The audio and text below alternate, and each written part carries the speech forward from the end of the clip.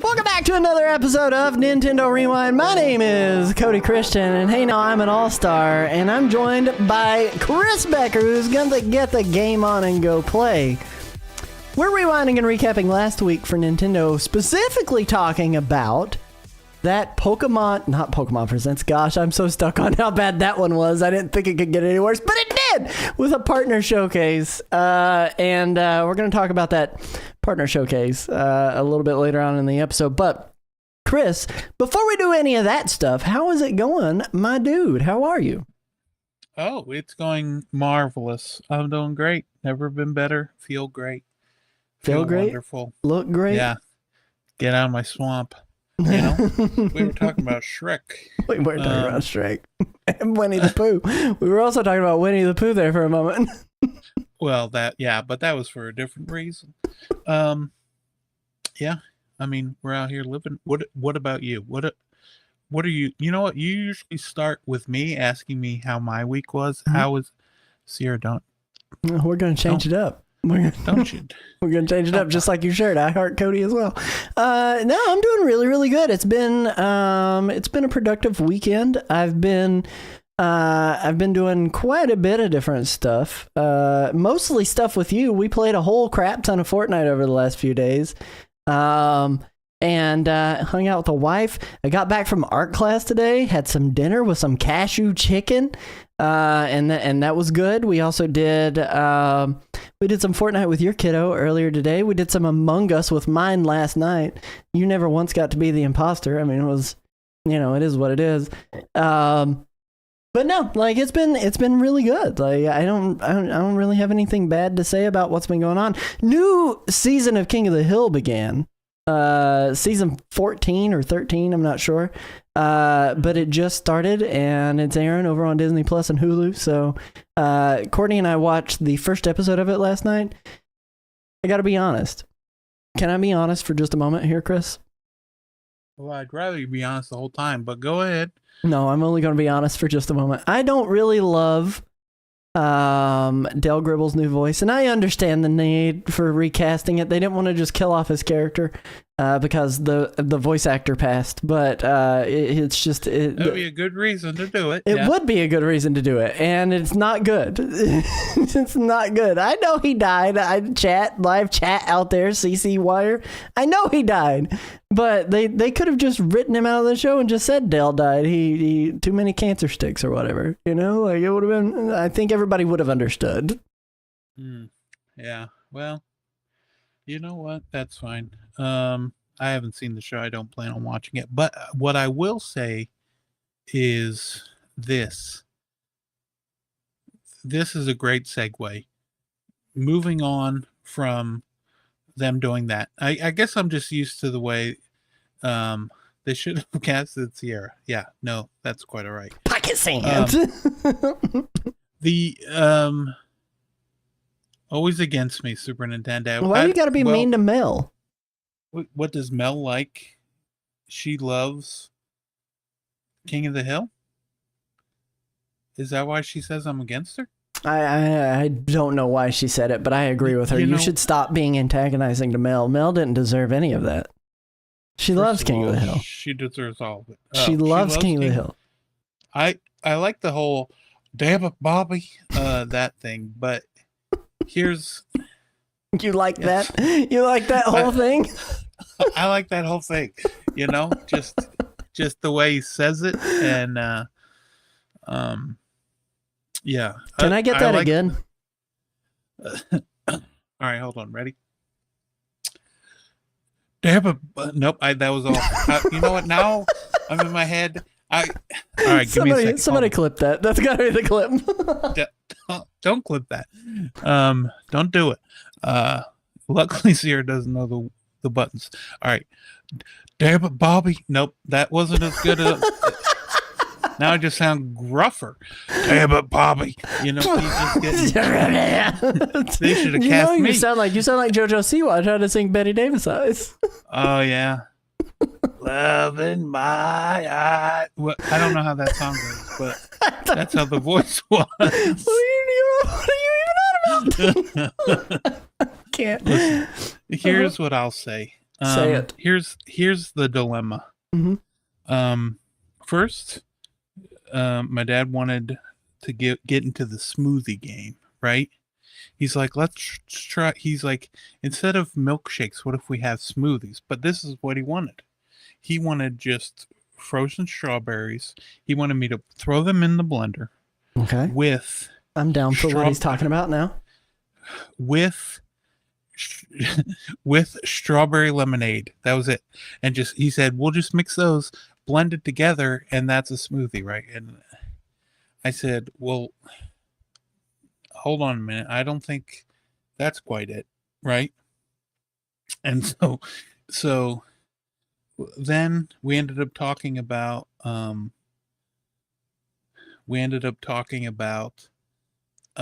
getting yogurt in there. And my father, shout out to him, he's 71. He asked me, this is the question he asked me. What does yogurt taste like? How would Hold on. Did he really ask what yogurt tastes like? Well, listen, sometimes is this where you learn how to eat, where you don't try hardly anything? And listen, he's my father. What do you want me to say? The apple did not fall far from that tree. What's happened? Does he also say he hates chocolate but really loves it? Oh no, he loves chocolate. Yeah. Oh, okay. He loves chocolate. Well, hold on. I'm not that big into chocolate. You're such a liar. I don't even know how you're so full of it. Let me just lay the groundwork here. I have eaten chocolate in my day, right? I've eaten chocolate before. Let's see. Okay, so I had some chocolate tonight. And there's that. But that doesn't mean I'm a chocolate fiend. I like strawberry milk. Does that count?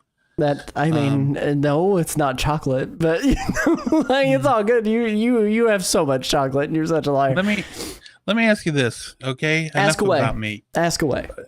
What a lot of chocolate. How do you feel about banana milk? I'm totally down for banana milk. I like banana milk. Actually, whenever I do boba, I like to get either ube or banana milk boba. And banana milk is nectar from the gods. It's so good. Did you say boba or bibis? Boba. You grab the banana by its nipples. This is how you do it, Mnemonic Man. He asked how you milk a banana. By the way, let's welcome some people into the live chat here. Mnemonic Man subscribing earlier and also is a new supporter over at NintendoRewind.com. Thank you so freaking much for that. We also have Mel showing up at the beginning of the hour. CC Wire, welcome her in as well. Welcome her in, Chris. Go for it. Welcome her in. And Pete and Repeat, thank you for being here. Yeah, welcome in, everyone. Great. Thanks for being here. You don't have to be so unenthused about it. I know 90% of the chat is against you right now, but everyone's giving me a hard time. I'm just trying to live. Act happier. CC Wire says in the live chat. But no, thank you guys so much for being over here. If you're watching on Twitch, thank you guys so much for coming and hanging. And if you're watching over on YouTube, make sure that you say, hey, maybe leave a like over there. Let us know what you're thinking about. How did you feel about the Nintendo Direct with the partner presentation and all that jazz? But Chris, you got anything else you want to say before we thank our glorious, wonderful members over at NintendoRewind.com? Yeah, I was trying to get into it, but then we started talking about chocolate and smoothies. Here's the thing. Okay. We finished Schitt's Creek. Mm-hmm. It's done. Okay? I mean, so now there's no new show. Trying to live. And you're not doing a good job. Great, thanks. Anyway, so we're trying to find a new show. In the meantime, I am on the hunt for a new show to watch because in the meantime, when we eat dinner, he just wants to watch a new Hot Ones. I mean, You know- I don't blame him. It's like kind of communal eating at that point. You're having a good dinner with some celebrities and getting to learn about them. I think it's a totally acceptable thing to want to have, you know. It is, but it is. We can watch them, but we're trying to find a show. You know what Is what we I'm watched? telling You know what we watched during dinner tonight? And then I'll give you my suggestion. We watched a TikTok series on this. Courtney and I sat there. She was scrolling through TikTok. We watched an entire TikTok series of this lady who claims that she was manipulated by her therapist, and that she had a crush on him, and he was encouraging it. And boy, howdy, was it a trip! She's crazy, dude. Again, I get, she's seeing, psychiatrist, my apologies. And I get she's going to see a couple of people, trying to take care of her mental health. But at the same time, she did not make any progress. Yes, Pete and repeat right there. I just saw that. She's nuts. She is. I'm gonna have to look. She's a piece of work. Courtney, send it to me. My wife can send it to you. She'll send it to you, Mrs. Nerdwire. You know what? She very well could have. But my real recommendation: just watch King of the Hill. Start at the beginning. Has your father watched King of the Hill? He will not watch King of the Hill. Why will he not watch King of the Hill? It's a cartoon. It's animated, but it's not a cartoon. Yes. Add me to the sisters chat. I'm basically a sister. And so, yeah, no, he won't. No. I was thinking maybe we can watch A Good Place. We've also been watching every once in a while, Always Sunny in Philadelphia. Sunny in Philadelphia is a good choice. I think that's good dinner theater magic right there. I think that's a solid choice. I feel like that was an insult. I was just called in chat that I'm a cartoon. I mean, you are kind of a living cartoon. I am the only person with a real camera on this show. Well, listen. All right. Let me ask Ned, as Always Sunny stresses him out, does it stress you out because it hits too close to home? Because I can understand that. Plus, Danny DeVito doesn't join until the second season, so we're just skip slowly the first making season. it You'll be through. fine. Can't skip it. Real camera is always overrated. I mean, that's fair. That's fair. It is a lot of. It's not like Letterkenny in the same sense of being high energy, where it's like there's so much being said all at once, and you really have to pay attention. But I agree. There is a lot going on in Sunny. Oh man. But also, that's kind of close to you, Philadelphia, Pennsylvania, Flourtown, USA. It's close to you. Does that not hit too close to home for your pops? No. He doesn't care. No. Okay. Yeah. Well, I'm thankful that no, it's not even filmed in Philly, but it's Always Sunny there. They can't film there. The exposure would be too high. I'm going to thank our glorious supporters and producers. I'll get this graphic updated before next episode because we did just get a new supporter of Mnemonic Man over at NintendoRewind.com. And listen, guys, if you'd like to support the show and help us make content, make ends meet, please feel free to go over there and sign up over at NintendoRewind.com. Of note, we are also we did launch a brand new members only podcast called Nothing Rewind. It's pure unfiltered chaos. It's basically all of Chris's wild tangents from the beginning. I get to sit there and listen to Chris go on tangent after tangent for like an hour. And it's its own free-form podcast-y kind of non-topic. We just kind of chit-chat for a while episode. If you are a supporter at the $5 tier and up, you will get access to be able to watch those live and over on YouTube as we record those. But please consider supporting us over there. We'll try to create some content, give you guys something. It's going to be like a once a month kind of show. First episode's out on our YouTube channel right now. It's titled, Is a Footlong Hot Dog 2 Hot Dogs? So that you can catch that 45-minute, 50-minute chaos over there. And it was pretty good. What did we talk about during that besides the hot dogs? What did we talk about on there besides the hot dogs? Meteor Man and how the new Superman suit looks like the Meteor Man outfit. It's identical. Yeah, it's nearly identical. I disagree. Yeah. I disagree, and if you go watch it, you can find out why I disagree. But man, we had a lot of little rabbit holes there.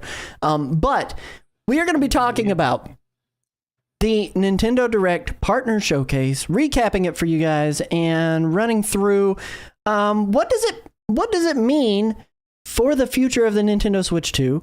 Is it a bad sign or a good sign that we didn't get any real announcements that blew us out of the water, or any confirmed dates for things that we already know about? You know, hey, we'll find out later on in this episode, but we'll catch you right after this.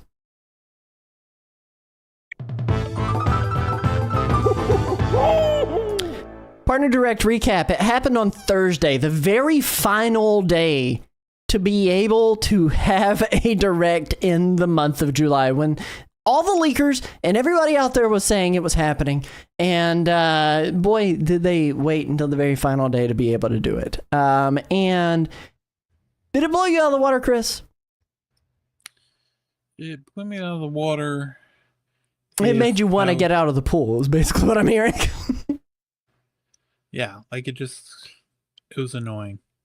It was like throwing a blow dryer into a pool.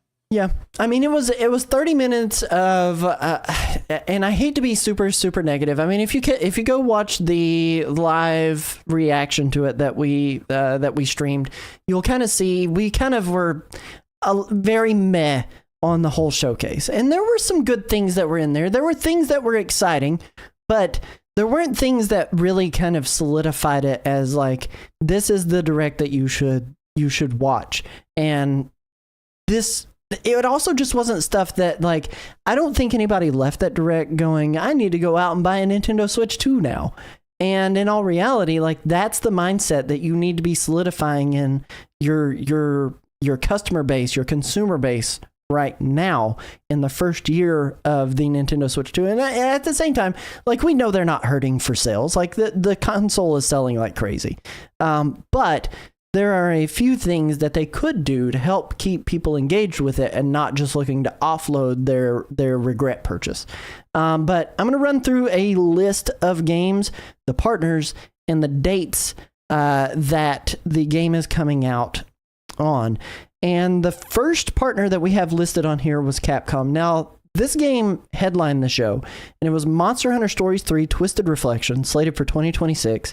And then later on in the show, they had Yakuza Kiwami 2 and the Yakuza Kiwami bundle, which is like an upgraded version of the first Yakuza Kiwami that's already been released on Nintendo Switch. But you can buy a bundle and get both of those, and that comes out on November 13th. Following that, we had Koei Tecmo with Hyrule Warriors Age of Imprisonment. That game didn't even get a date. It said winter. And then we had 4 games representing EA. They had Madden 26 for August 14th. They had Football Club 26 for September 26th. They had Apex Legends on August 5th. And they had Plants vs. Zombies Replanted, which I was kind of stoked about, but at the same time, like, it's not like a blow you away kind of game. But it's coming out on October 23rd. Square Enix for $20. Yeah, which is crazy to me, because I was like, if it's more than 10, I don't know that I'm going to pick it up. And lo and behold, Chris tells me it's 20, and I'm like, oh no. But yeah, and then Square Enix came in. They had 3 games featured here. One of those really cool, Final Fantasy Tactics, the Ivalice Chronicles, for September 30th.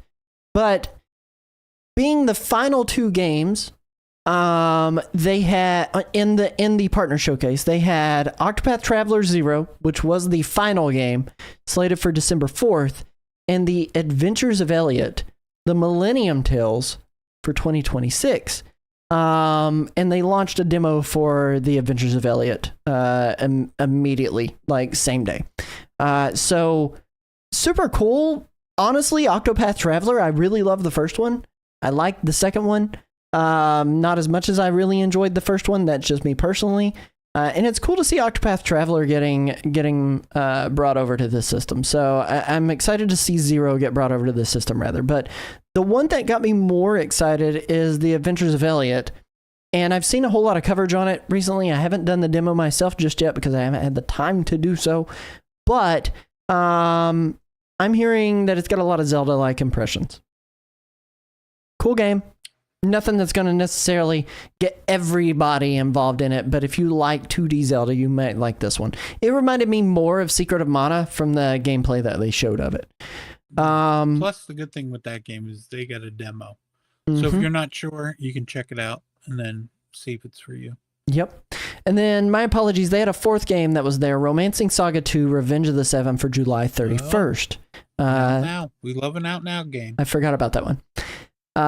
But following that, Ubisoft had 2 representatives here, and it was Just Dance 2026, slated for October 14th, and Star Wars Outlaws for September 4th, which we already knew when that one was coming, so it wasn't like a big announcement or anything. I'm still excited for Outlaws, but I'm still going to wait on Outlaws. And that's because it's a Ubisoft game, and they go on sale like crazy. Bandai Namco had 3 representatives. Dragon Ball Sparking Zero on November 14th. Once Upon a Katamari, which is cool. That one's awesome. October 24th. And Pac-Man World 2 Repack on September 26th. Which is fine. Pac-Man World is fine. Sega had 2 representatives. Persona 3 Reload October 23rd. And Shinobi Art of Vengeance on August 29th. Persona 3 Reload finally being on the Switch is cool. Because I think we've got Persona 4. And we also have Persona 5, and it's cool to finally get Persona 3, although I would say that's probably the one that a lot of people are less excited to play through. 4 Golden and 5 are phenomenal games, and 3 was still trying to find its legs at the time. But did you play Reload? I have played a little bit of Reload. I haven't played all the way through Reload. Haven't played all the way through it? No. This is a long commitment game. I mean, yeah, all the Persona games are. Mm-hmm. But yeah. And do we know, did they say if the game comes with the DLC, or is that going to be separate? I think one way or the other. They haven't said one way or the other, but I do think most likely we will see the DLC with it. At least I personally think that, but I could be wrong. Normally it's got like a different subtitle, right? If it has the DLC with it, like complete edition, or Yep. We'll see. And then right after that, we have Bloober Team revealing Chronos: The New Dawn. That was the game that I thought looked the best out of everything they showed, but I'm too big of a baby boy to play it, so I need somebody else out there in the streaming verse to play it for me, and I'll just watch them. Then there we go. Then we had Knight's Peak doing Hella, a unique Ratatouille-esque adventure. You play as a rat. 2K did a reveal of Borderlands 3's release date, October 3rd. We already knew when that one was coming. Some Blink with Hello Kitty Island Adventure, Wheat Flower Wonderland in the fall. Outright Games with NBA Bounce. It reminds me a lot of NBA Jam. Skybound Games with Goodnight Universe, which is, Chris, you had said you'd played a previous game in that. And Before Your Eyes, yeah. Okay. And Before Your Eyes was the one where if you blink, it just does a time jump. The goal is to try to keep the eyes open as long as you can to experience life while you can. And so use the camera, which would be a good game to come to Switch. It would, since we have a camera function now. Yeah, and so there's that, right? But then this one, you play as like a kid with superpowers. Right. So I'm very much looking forward to seeing what they do. Yeah, it looks really cool. And then the biggest letdown of the show from Oink, Chilling by the Fire, launching on Switch 2, exclusively on Switch 2, was out now, July 31st as well. And so overall, what we ended up seeing were 14 partners during this partner showcase. And that was kind of it, right? Like, that was it. But we ended up not getting quite the bombshell announcements that we would expect from a typical Nintendo Direct, especially within the first year. I mean, if you look back at the first year of the Nintendo Switch 1, I mean, it was bomb after bomb after bombshell announcement. And that it was a good year. 2017 may be one of the best years in gaming, at least in recent memory anyway. And to kind of follow that up, this has been more of a slow burn kind of experience as far as what the Switch 2's launch has been. So that's the Direct recap. But I have a few questions that I figured we could kind of throw up for discussion and see what chat thinks about it as well.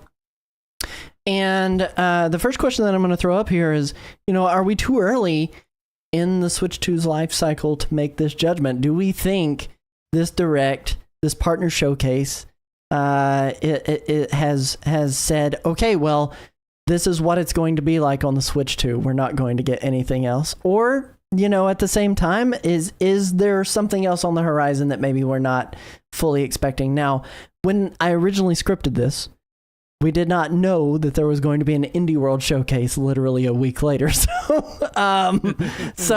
we'll get to that here in a little bit. But first statement over on YouTube from the Butterfly Effect. One lame Direct completely killed the entire Switch 2 console as per your video title. Wow, imagine that. So Chris, how do you feel about this Direct? Do you think it's evidence that we're a little bit dead in the water with the Nintendo Switch 2, or do you think that there are better things to come? Well, let me ask you this. There was a Nintendo Direct, right? Mm-hmm. There was a Direct about 6 weeks, five or 6 weeks after the Switch 1 came out. And can you remember any of the games that were announced at that? Do you remember any of the games that were announced at that? Because I don't remember them straight up right off the top of my head. I only do because I went and looked at it, Ever Oasis, stuff like that. I think if they didn't have the showcase before the Switch came out where they announced Elden Ring and Dusk Bloods and Final Fantasy VII, mm-hmm. If they didn't have those games and this was it, other than the games that are out right now, right, and they just showed this, then I could see people being worried. But no, I don't think so. I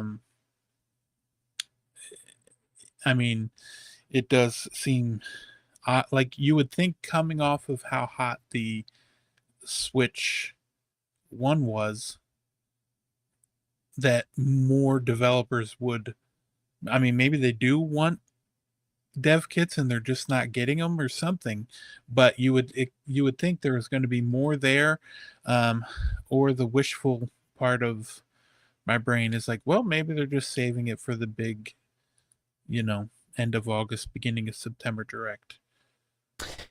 But you see, that's kind of where I'm at with it too, is my mindset is very, very in that same space of, if we didn't know Final Fantasy VII was coming, if we didn't know Elden Ring was coming, if we didn't know, you name the game that you're excited for that hasn't released yet, or hasn't even been given a date yet. I think I would lean more toward the mindset of, yeah, this is kind of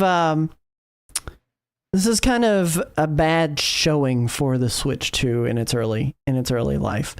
I am less inclined to believe that the Switch is actually dead, even though, hey, clickbait title over there on YouTube, sorry guys.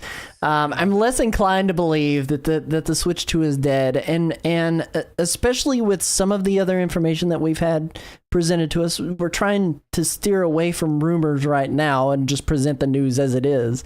But right now we know that we have the Indie Showcase coming out on Thursday. We had the partner showcase this past Thursday. Rumor has it that this is a 3-pronged strategy to say, hey, we're also going to do a full-blown Nintendo Direct later on as well. So partner showcase, Indie World, and full-blown Nintendo Direct. And in all honesty, I think there is some merit in saying like, hey, this showcase, this partner showcase would have went over a lot better if you had told us we had an indie world on the horizon, or if you had told us that we have an indie world and possibly a Nintendo Direct on the horizon as well. I think I would have lessened my harsher judgment against it, where immediately my knee-jerk reaction is to say, Nintendo's not getting any games. We're getting no games. We're getting no games. And what are we getting? Bacon? Unlimited bacon. No games. But, I'm still disappointed. But knowing that an Indie World Showcase is on the horizon definitely kind of lessens that burn. And it makes me not immediately go, okay. It makes me go, yeah, we're too early in the life cycle to make that kind of comparison. Nedist in the live chat says, looking forward to the indie showcase. The gaming industry is dead and indies are the only things worth playing. And I don't know that I necessarily 100% disagree with that. I am more excited for what could come in the Indie World Showcase than what they did show in the partner showcase. And there are a lot of good, new, different experiences that could come. But even more so than either of those things, I'm excited for a full-blown Nintendo Direct that will hopefully happen sooner rather than later. Because ultimately, we got Capcom, pooping out the same Yakuza game that we've seen a bajillion different times on multiple different places and consoles. And EA giving us the same sports games that they give us every other year. And Square Enix, for better or worse, it's more turn-based RPG-ness, but I am excited to go back and visit Final Fantasy Tactics again. But I am just kind of like, I don't know. I land in that middle ground of, I don't think we're too early in the life cycle to make that judgment and say that the Nintendo Switch 2 is dead in the water. But I don't think we can definitively say yes. What I will say is that if you've been an early adopter, you're also going to be just trying to find things to occupy your time until Kirby Star Crossed World or Metroid Prime 4 or Kirby Air Riders or Elden Ring or Final Fantasy 7 come out. Because right now we don't have any other games on the horizon to look forward to. What would have gotten you excited though, Chris? Out of everything that we saw, what would have gotten you excited if it showed up in the partner showcase that they did on Thursday?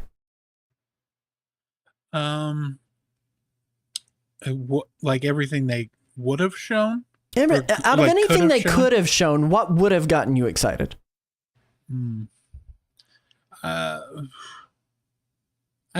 think the fact that we still didn't get a date for Hyrule Warriors is pretty bananas. We still don't have a date for it. I would have liked that. I would have liked just seeing some more third-party support, whether it was more games from we had the Microsoft games that we were talking about before the show that possibly could have been on there, and other games that I would have liked would probably have just some updates on Elden Ring and Final Fantasy. But outside of that, what about you? What would you have wanted? I'm kind of in that same area of Final Fantasy, Elden Ring. Ultimately, even Lies of P, something. I wouldn't even need that. What I would have liked to have had, I think, more than anything, is hard release dates, actual release dates for video games that we already know about. And that would have gotten me more excited. We saw Hyrule Warriors Age of Imprisonment, my apologies. Age of Imprisonment on there. And that game I am actually very excited for. But we don't know its date. It said winter. For all we know, that could be 2026. Because the winter time frame doesn't start until December for them. I do like when winter. Is that a December game? Nintendo is not traditionally known for like really pushing December releases all that much, save for, Super Smash Bros. Ultimate, which is kind of in its own category altogether. Like that game's going to sell whether you put it out in December or in July. It doesn't matter when you put it out. But Age of Imprisonment, is that going to sell well in December? Maybe not. We may not see that thing until January, Final Fantasy VII Remake Intergrade. I would have loved to have had an update on that. Like, when is that coming? I've played that game more times over than I can. I've bought it on PlayStation 4. I've bought it on Steam. I will buy it again for Nintendo Switch 2 because I want to be able to play it portably in a way that isn't going to completely kill my battery immediately, i.e. my Steam Deck. But, I want to be able to play that game on the go. So Final Fantasy VII Remake Intergrade would have been great. Freaking Elden Ring with a hardline release date, because we know Duskbloods is 2026. We know Elden Ring is 2025. There's not much left of it. Like, why are they holding off on giving release dates? That's kind of where I landed with it, is like, there are a lot of things that I am excited for that I still don't know when I'm going to be able to get my hands on it. And that would have excited me more than anything. It's not even just like the caliber of announcements, because Monster Hunter Stories 3 is cool. Hyrule Warriors of Age of Imprisonment was awesome that it was there. Octopath Traveler 0 is very, very awesome. Star Wars Outlaws, but we already knew about that. I want that hardline dates that we don't know about being represented in this with games that we do know about that didn't have dates. That would have been exciting. And I didn't get any of that. And ultimately, this is a partner showcase. We're not going to see something like the next 3D Mario, or, that's just not what we're seeing. We're seeing actual partners being here, but even still, the partners that were there, Bandai Namco with Elden Ring, Square Enix with Final Fantasy VII, they chose to do different games that haven't been talked about, and that's cool, but I have games I'm more interested in from your catalog that you could have talked about that you chose not to. Right. And then other games that we just haven't seen, like that we talked about that we personally would have liked, like Marvel Rivals, or games that just weren't able to run on the Switch 1 that we would like to see on the Switch 2. Yeah. Like, we could have gotten Control, a native release of Control. Maybe Kingdom Hearts actually finally getting a full-on port over to the Switch 2. Right. Yeah. Susie says, I think the idea that we've had plenty of things announced to look forward to, but liking release dates puts a damper on it is about it. With Switch 2 releasing when it did, I didn't necessarily have high expectations till the first holiday cycle, though. And I that's exactly where I'm at with it, is like, ultimately, that's what I would have wanted. She also asked earlier in the chat, which was the Switch 1's best direct ever? I would probably say for Switch 1's best direct ever would be... I was really happy with the Metroid Prime remastered one that they did in 2023. I love that one because they also announced Game Boy and Game Boy Advance Nintendo Switch Online Shadow Drops. Octopath Traveler 2 got a demo Shadow Drop too then.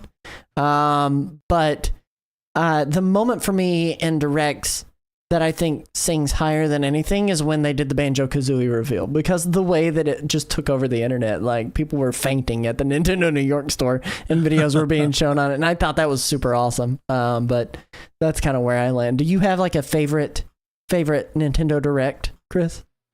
A favorite Nintendo Direct? Mm-hmm.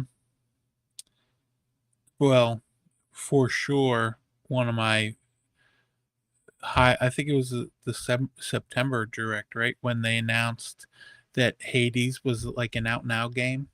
Oh, yeah, that one was a good one too. Was that 2017, 2018? It wasn't 2017. I think it was 2018.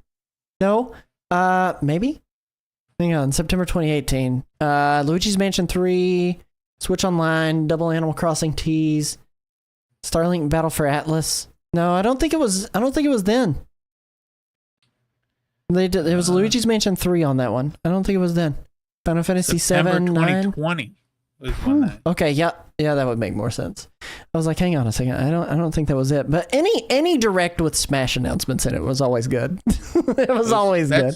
Like, so leading up to that, I was looking forward to, I think one of my least favorite Smash announcements was one that like leaked ahead of time, which when it was like Incineroar and Ken. And I was like, oh, those are going to be the last two. I was pretty disappointed. I'm going to be honest. I was like, man, Ken? Who cares about Ken? I might be too negative about that. That does bring us in. I would have taken Sub-Zero or Scorpion over Ken for crying out loud. Mm-hmm. I mean, I know he was just an Echo character, so it's easy for them to do, but still. I did have like two questions that are kind of in the same vein of what we're talking about right now that I'd written down. Talk to me. The first question, I'm going to read both of them. The first question was, where was the release date for Age of Imprisonment? And the second question was, where was Final Fantasy VII Remake and Elden Ring? Those games were layups.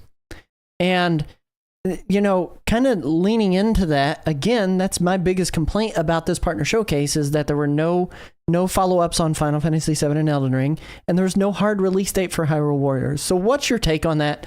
How do you feel about it? Does it upset you? Would it made the show any better?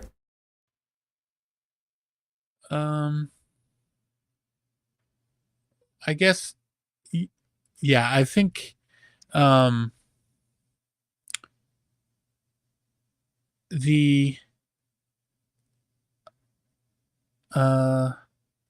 think I would have liked it a lot more if it happened, like just because I would have wanted it, and me being selfish, I also would have wanted a demo for Hyrule Warriors or all of the above. Oh, okay. No, yeah, for Hyrule Warriors is what I meant. Yeah.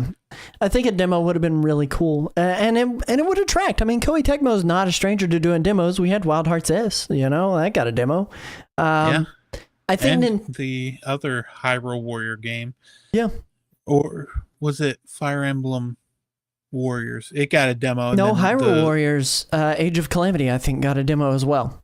Oh, that's right. And then you could play as much as you wanted up to a certain point, and then the demo, the save carried over to the full game. Yep. Yeah.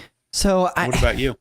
I mean, that's exactly where I land with it. It would have absolutely made the show better. I think I would have left with less frustrations because, again, it just boils down to the things we already know about not having any confirmations. That's frustrating as a fan. Like I want to support your console. I want to buy these games. I want to know when they're coming, and you don't want to tell me when they're coming. And it's like, why? Also is this a bad sign of low partnership on this console? We essentially only saw 14 partners featured in the space of 30 minutes, and whose fault is it? So Chris, give me your hot takes here. Whose fault is it that we don't have, or it seems like we don't have high partnership, and why did we only see games from 14 different partners? Mind you, over half of the partners that were featured in this partner showcase were, I mean, it was Capcom, EA, Square Enix, Bandai Namco, Ubisoft, and Sega. So over half the games represented here came from less than half of the partners that were featured in the actual showcase. So whose fault is it, Chris? Yeah, it's a great question. Tell me now. Tell me whose fault it is. Come on, Furukawa. Yeah, you got one of those floodlights pointed at me. Yeah, where were you on the night of July 30th, right before the Nintendo Direct partner showcase happened? Yeah, I think it was probably Nintendo, right? Like, we've personally gotten, well, at least I have, emails from some of the developers that were like, we're trying to get dev kits, but we can't. I mean, I asked you to follow up with the Roofy and the Riverside team, right? We did a video on that. Yeah. We followed up with Miska Tiny Tail. Both of them not to out anything. I don't think they would care. Both of them said, like, we ultimately weren't able to get dev kits. So we pretty much made these with hopes that someday later we'll be able to do a patch and say this is the Switch 2 version. Right. They're waiting for them. Yeah, So like once that's... they get one. I blame Nintendo entirely. I blame Nintendo entirely for the lack of partnership. There are two things here that I think is becoming a problem. The first thing is the lack of dev kits. The second thing is the way that they have, unfortunately, pigeonholed the developers in how they can release games. Because it's either pay $15 for a game key card, or my apologies, it's either pay $15 for not a game key card, but an actual cartridge, or a little bit less for a game key card with no actual data on it and suffer backlash from the community who is upset about game key cards. And I don't blame them. I have every dog in the fight there too, where I used to be a physical collector. I don't feel like I can be on Switch 2 because no games are coming out physically anyway. So I think it's a problem that's twofold, and I do wholly blame Nintendo. Netta says, lack of dev kits is crazy. Please don't develop games for our console. And I mean, that's not a hot take. That's exactly what it feels like for these partners because they cannot do anything. Right. Well, and not only that, but so when the Switch came out, I was also hearing from developers that they couldn't get Switch dev kits, but a lot of them were like tweeting out about it, hoping that, somebody would be like, oh, if there's enough uproar, Nintendo will send us one. But, they were very selective then too at least the first 9 months. I mean, now you can just... We could email Nintendo and ask for a Switch 1 dev kit. We could get one. Yeah, we could just make it, out of a toaster probably. Yeah. But we'd MacGyver one together. But yeah, they seem to be more selective now. But I guess it's just because they had, it helped that nobody. I mean, if you look back at the Switch 1, the first year was a lot of just ports of just Switch games with added features. Basically the exact same thing they're doing now with the Switch 2, Switch 2 editions. And then we just seem to like those games a lot more than the ones they're giving us now. And we're liking the games that they gave us in the first year on the Switch 1 because people are complaining, seem to be, at least, well, the of course, the negativity speaks louder than positivity. It does. But there's a reason we had clickbait in our title. Right, yeah. But no, I totally think it seems like something is stopping them from getting these dev kits out. And whatever it is, I hope they get it sorted out because I can't imagine that it's not being able to get them produced because Nintendo Switch 2s, they're in stores today. Like you could literally go online and buy one right now.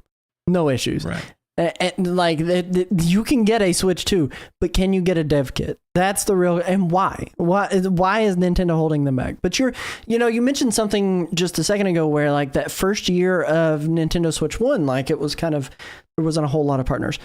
I don't know if it was because of lack of dev kits back then though. I think a lot of it was just lack of confidence in Nintendo as a brand from third parties. They had already signed out on the Wii U because some people tried. They didn't succeed because the console itself didn't succeed. But they were right. signed out on that. And then to top it off, like Nintendo's always been known for having these weird control schemes or these weird gimmicks, and like you've got to do a whole total different build to be able to like actually get your game on there because they want you to use their gimmick. I mean, you look at what was it, Arkham Origins. Armored Edition or whatever it was that they released on Wii U, like they had to make Arkham City. Use for the gamepad. Yeah, Arkham City. Armored Yeah. Edition. So they had to make a use for the gamepad, and it was like, okay, well, was it an afterthought? Absolutely, because they didn't make that game with that in mind. It seemed like originally Nintendo was like, no, you need to do something on that bottom screen. Right. And then eventually Nintendo was like, well, if all I you want wonder to do why. is mirror, if all you want to do is mirror the image, by golly, come on, bring your game to our system. It's I wonder why. fine. And then it was like, Yeah. can you please put just something on our system? Yeah. But it again is just one of those things where I think Switch 1 era, the third parties were building confidence back in Nintendo as a brand again. And we're in a much different situation where people are knocking on the door of Nintendo saying, hey, I want to be on your console. How can I do that? And they're not providing them options. Again, between the game key cards, between the cost of a cartridge, and between not getting dev kits out to anybody, it's just become a very exclusive club of people who are willing to take a chance, I guess, but because they've got a lot of money to throw at it. So I don't know. I don't have a good answer for that, but I do think this is a bad sign of low partnership on the console, 100%, and I blame Nintendo. Right. And I hate that because I want to be a fan of Nintendo, and I can't right now. In this sense, in this specific instance. And then the final question I had written down here, are they saving those games for a much larger direct in the future? So we talked about Final Fantasy VII, we talked about Elden Ring, we talked about Age of Imprisonment, which, we saw in the partner showcase. Some of the things we kind of talked about were the Microsoft games that were rumored to appear as well. Do you think that those games got backburnered for an act? Because with this possible three-prong approach that we're hearing about, do you think those games got backburnered for the actual Nintendo Direct? I could see, like, if, they could have had something like Hades and they were like, well, we're having our Indie World next week, so we'll just put that there and we won't put it in the partner showcase. I could see it being something like that. And then they want to save the real big announcements for the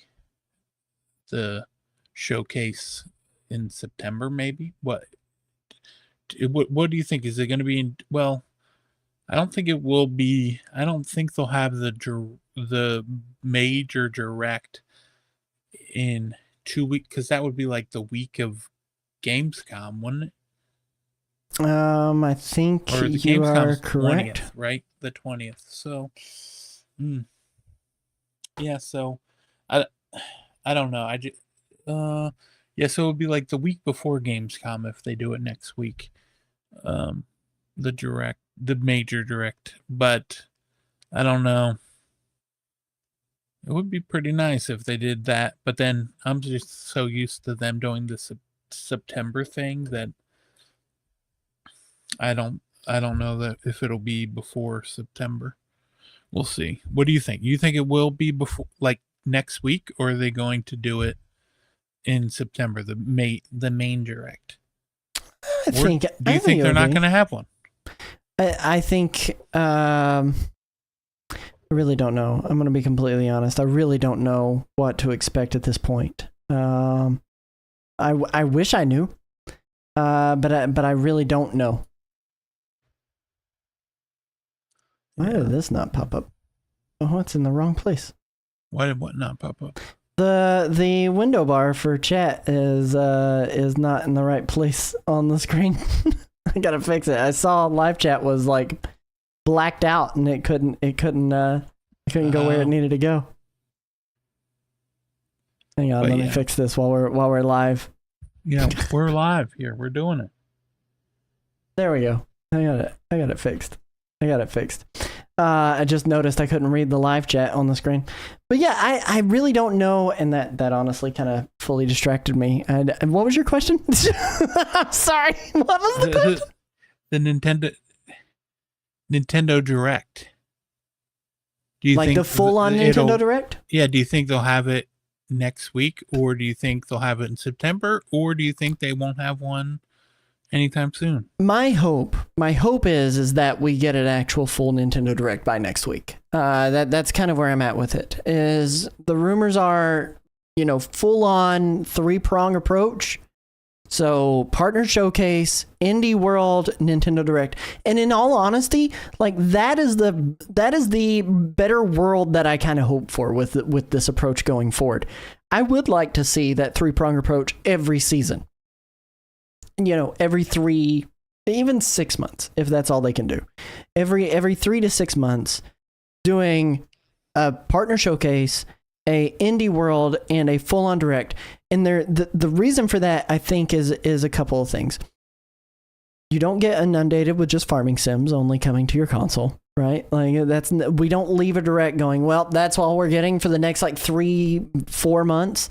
No, like that you get a better variety of game at that point. And then you also aren't kind of forced to put it in your mainstay, like your marquee Nintendo Direct.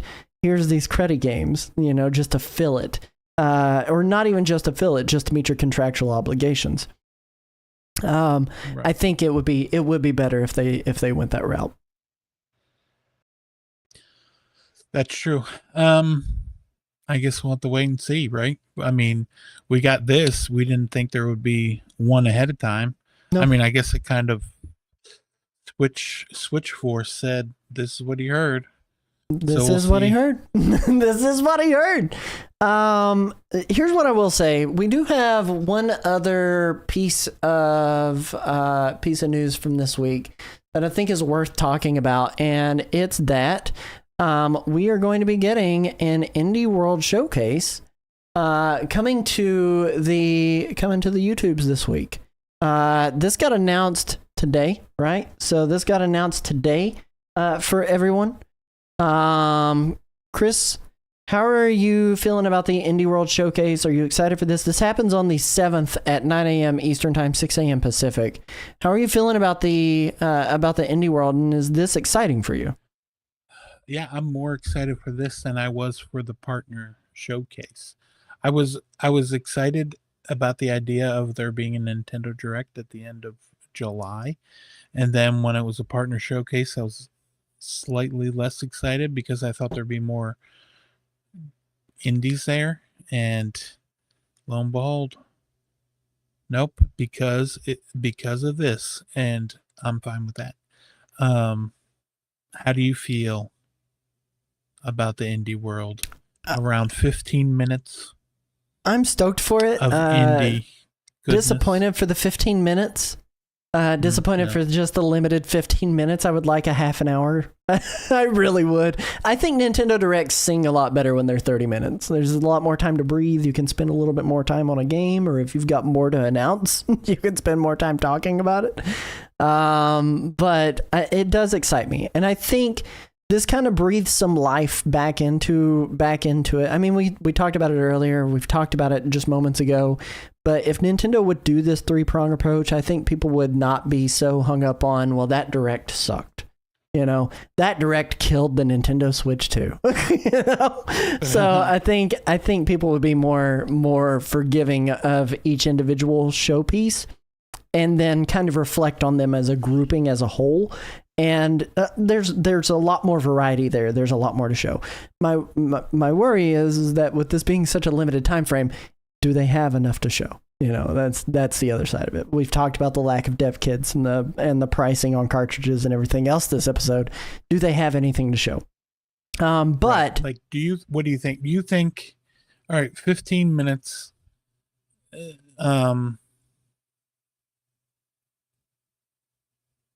what do you think? Do you think they're going to have at least 15 games?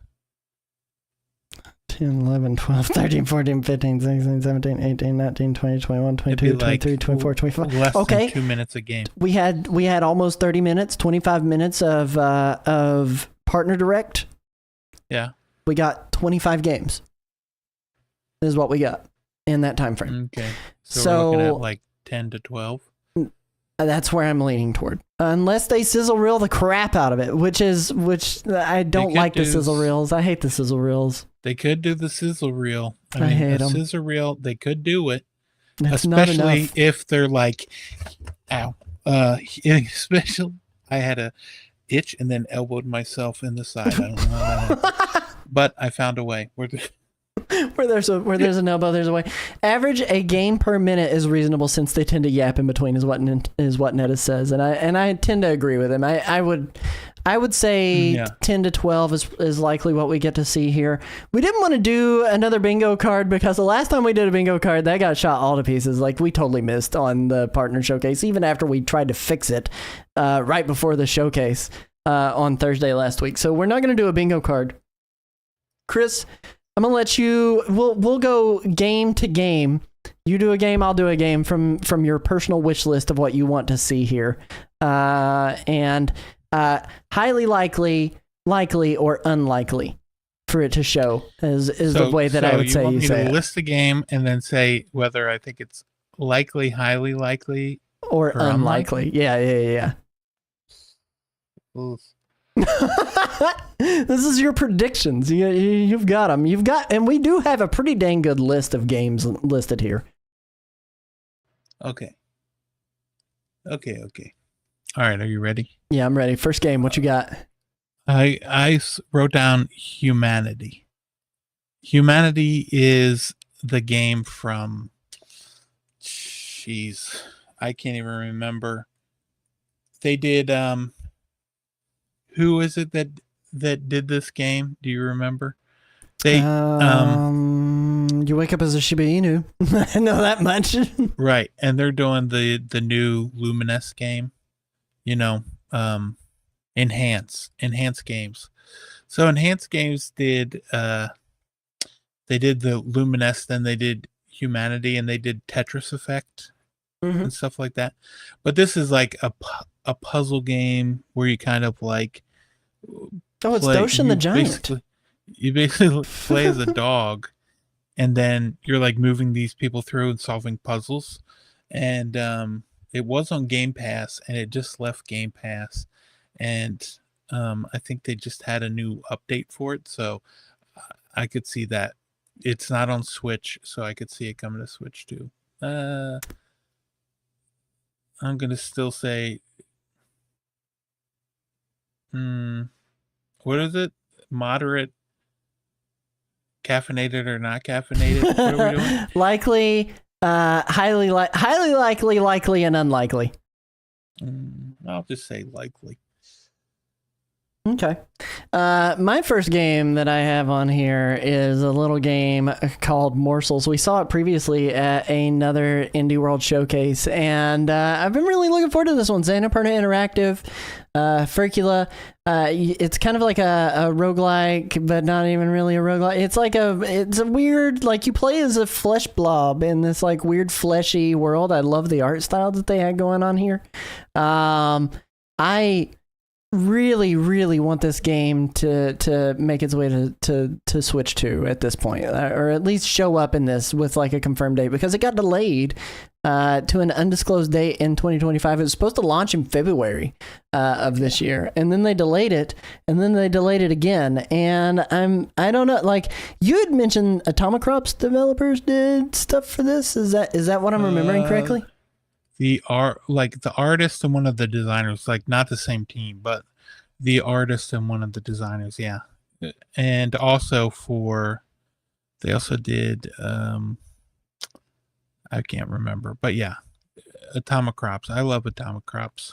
And I played the demo of this at the, what's it called? The Steam Next Fest. Yeah, loved it. It was like probably demo's really good. You can. I think the demo is still available to play. Demo is still on Steam. So yeah, if you want to check out Morsels, I'm gonna say I'm gonna put it out there, and I'm gonna say likely on that one that one will show. Because they showed it at a previous Indie World. I think they want to show it there, and if it's still coming in 2025 like they say it is, I think now's the time to do it, because Indie Worlds are a little more rare than the rest of the direct styles. So, what's your next game, Chris? I went ahead and put down Immortality. Immortality is a game from golly, you know, Sam Barlow. And Sam Barlow he's the director, but it is from the studio. Jeez Louise. Do you remember the Half Mermaid? Yes. And so they did Immortality, Her Story, and it's like an FMV game where you're trying to like go back through and look at all this old footage while trying to figure out a mystery. And yeah, it was out on PlayStation, Xbox, PC. It came to Netflix. Yeah. As like one of the games. It recently left, I believe, because a bunch of games left Netflix. But then I asked Sam Barlow, will you bring this to the Switch too?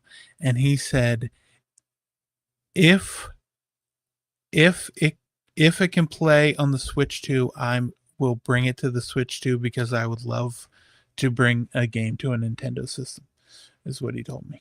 Hey, look at him go. Look at him go, dreaming.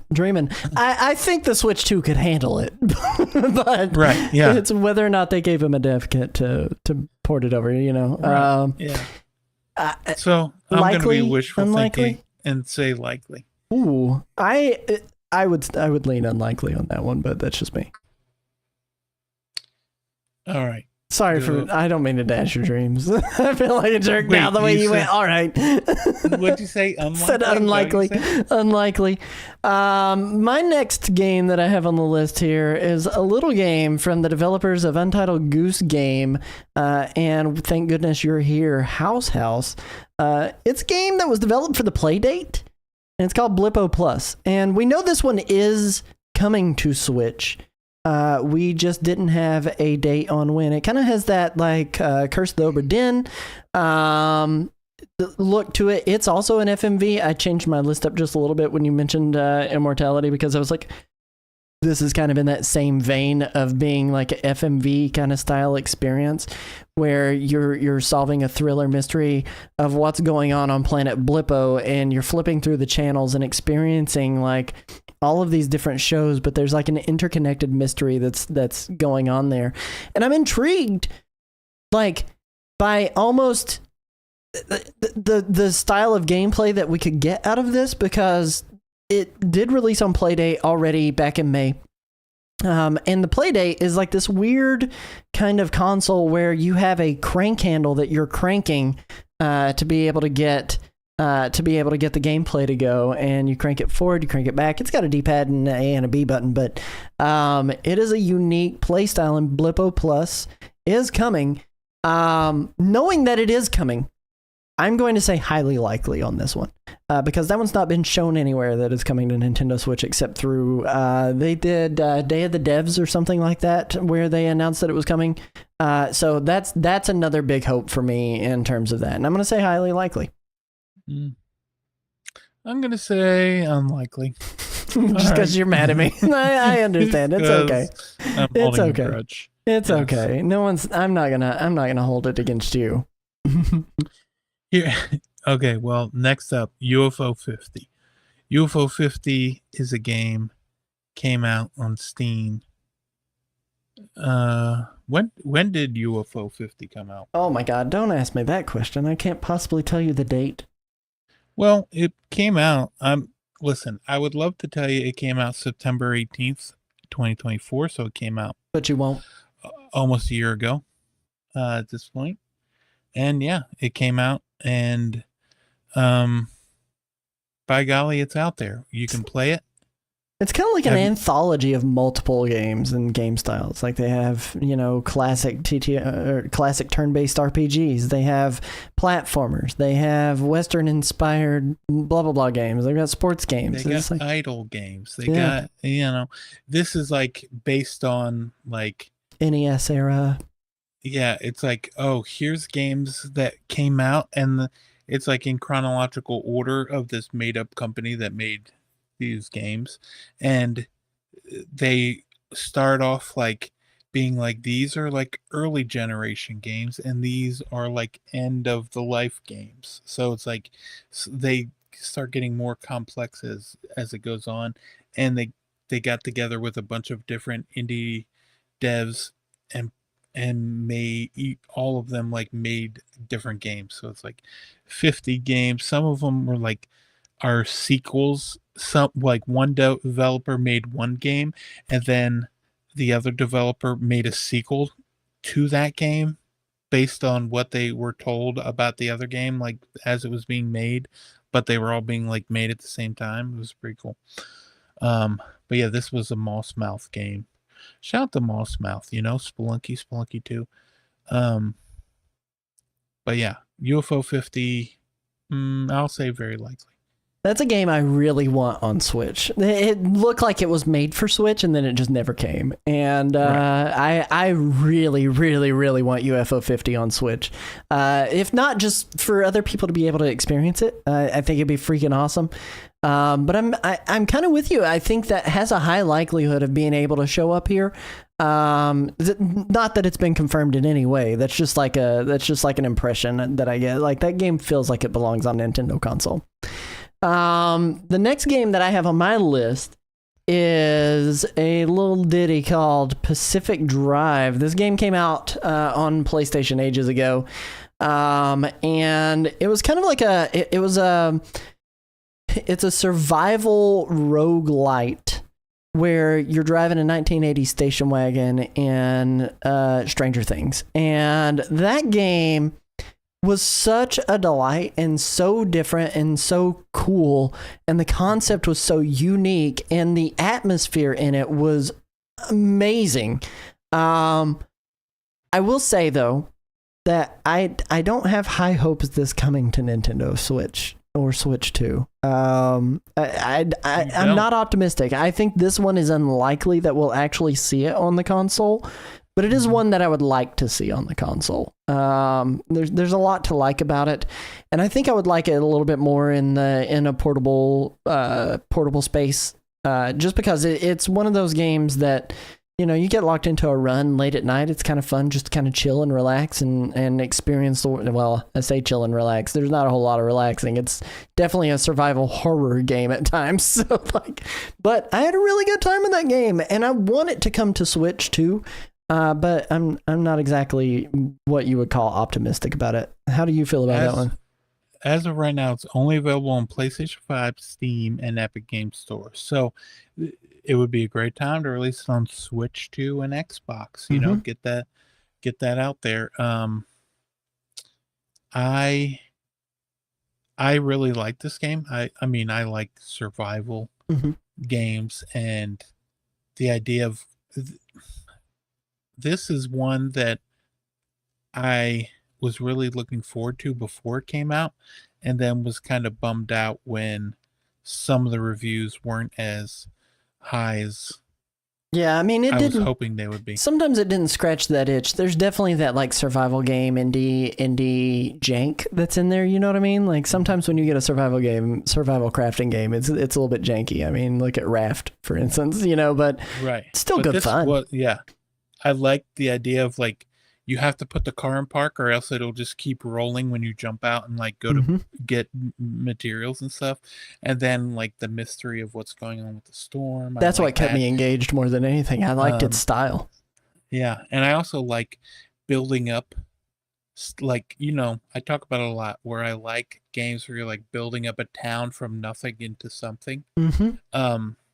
So the fact that you can like find nicer parts to put on your car, and then like your door looks a little bit better, so then it like makes me want to go and like get the rest of the body of the car to look better. Yep. And yeah, I definitely like it, but I'm saying unlikely. I'm leaning toward unlikely on that one. It's on my wish list. It's on my wish list, but I'm leaning toward unlikely. Pour one out, I guess, for the unlikely. What's your next one? I think this one's a shoe-in personally, but the one you're about to talk about? Yeah. Well, Hades 2. I think Hades 2 is going to be out now. And it's going to be, can't wait. I can't wait. Hades 2. So about 10 days ago, the achievements went live by mistake on the Steam game over on Steam, and they said that those achievements aren't going to become available until 1.0.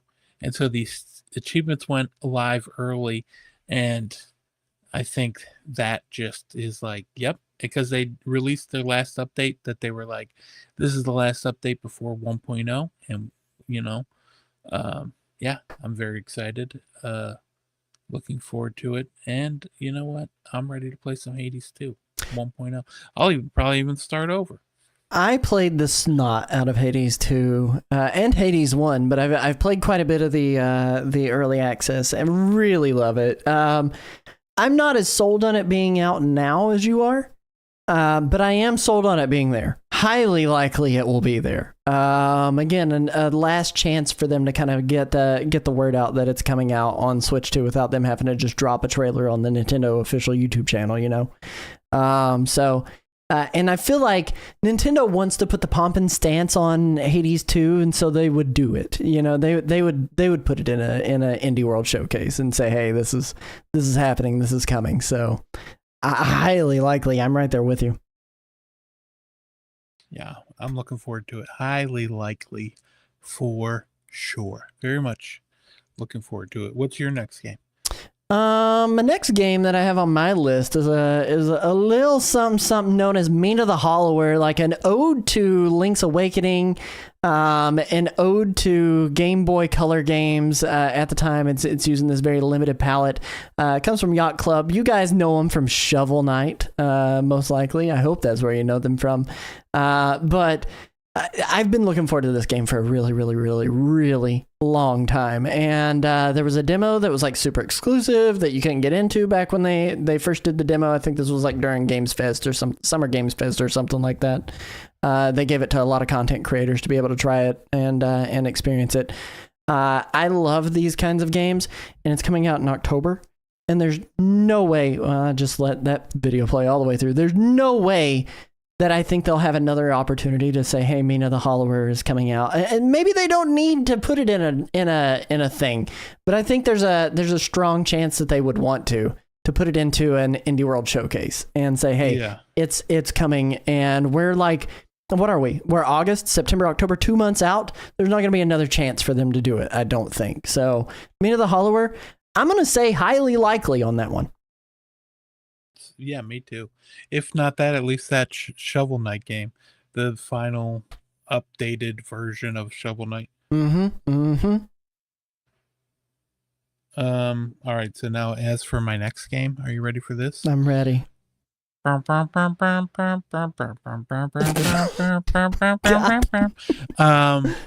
Please. I got Papers, Please on here. This is a game from the developer of Inscription. From what? I said the developer of Inscription. That was a lie. From the developer. The developer of Pony Island. That's the same developer. That's also a lie. Yeah, from the developer of The Return of Obra Dinn.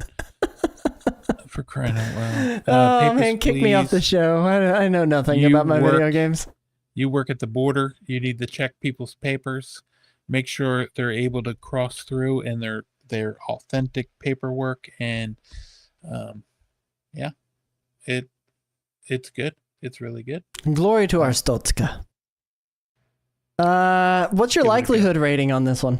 How are you feeling about it?